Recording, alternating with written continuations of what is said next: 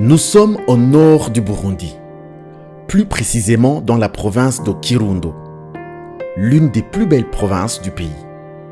Montagnes, lacs, beau climat. Fait inhabituel pour la région dans laquelle il a grandi. Lorsque Jean est né, ses parents ont officiellement enregistré sa naissance après avoir été informés des avantages par un agent de santé d'une ONG internationale qui était en visite. Grâce à ces conseils, Jean a pu bénéficier de soins gratuits sur présentation d'un acte de naissance. La poliomyélite, une maladie virale extrêmement infectieuse, touche généralement les enfants de moins de 5 ans. Le virus se transmet principalement par voie féco-orale. Cette maladie est très dangereuse et peut entraîner une paralysie. À l'âge de 4 ans, Jean a attrapé la polio. Ses parents n'ont jamais eu écho du vaccin contre cette maladie, parfois mortelle, ce qui s'est avéré très sérieux pour le petit Jean qui n'avait que 4 ans. Après une bataille contre le virus qui a changé sa vie, Jean s'est retrouvé avec un usage limité de ses jambes. Être en état d'handicap au Burundi est très difficile, surtout à l'intérieur du pays.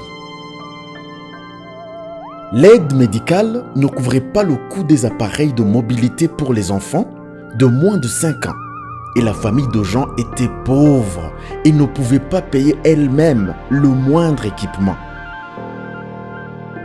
Ainsi, pendant près d'1 an après la contamination de la maladie, Jean est resté pratiquement immobile et il a dû être porté par ses parents et ses frères et sœurs aînés. Les autres parents croient que le handicap est contagieux et craignent que si Jean joue avec leurs enfants, eux aussi deviennent handicapés. La marginalisation, la stigmatisation, la solitude sont maintenant le quotidien de Jean. Il doit endurer tout cela et tous les jours. Dans ce village, les enfants handicapés n'allaient généralement pas à l'école, comme la petite Aline atteinte de paralysie cérébrale. Ses parents avaient honte d'elle en raison de la discrimination à laquelle elle était confrontée et de la honte qu'ils ressentaient face à son état. Les parents d'Aline ne lui ont pas permis de quitter la propriété familiale, de peur que toute leur famille ne soit marginalisée. Mais la vie d'Aline prendra un autre tournant après sa rencontre avec Jean et sa famille. La bonne entente entre les deux familles permettra de partager les bonnes expériences et un revirement pour Aline.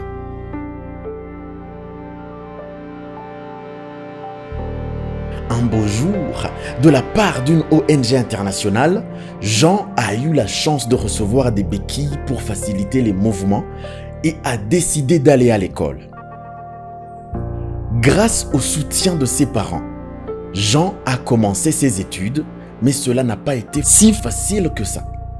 Tout d'abord, Jean a rencontré des difficultés de se déplacer dans les enceintes de l'école ou même à entrer dans sa salle de classe.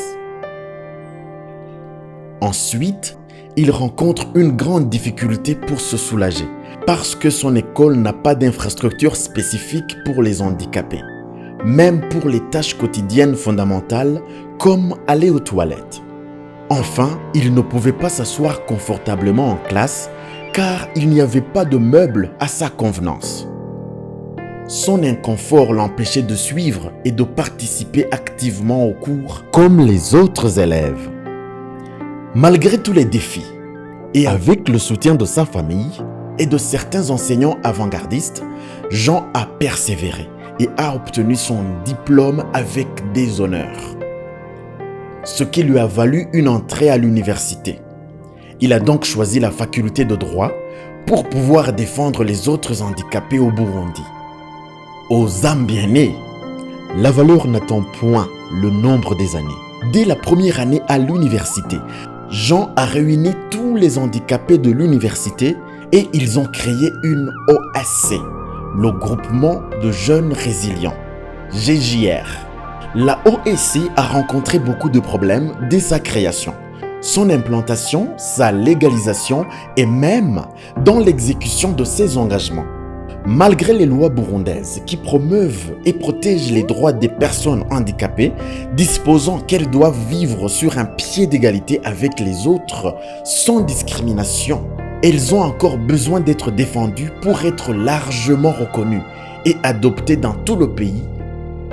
La vision positive de Jean et sa foi dans le plaidoyer et sa capacité à créer le changement permettent à l'équipe de continuer avec l'espoir qu'elle pourra générer plus de financement et aider à changer plus de vies au Burundi. Plus tard, avec un peu de patience et les conseils des parents de Jean, les parents d'Aline ont découvert la capacité d'Aline à détecter et à interpréter les sons. Elle débute dans une école de musique à Bujumbura avec le soutien financier de son oncle éclairé sur le sujet. La confiance qui lui est accordée permettra à Aline de développer son talent et de devenir une chanteuse à succès, une personnalité publique reconnue par sa communauté et admirée par ses pairs.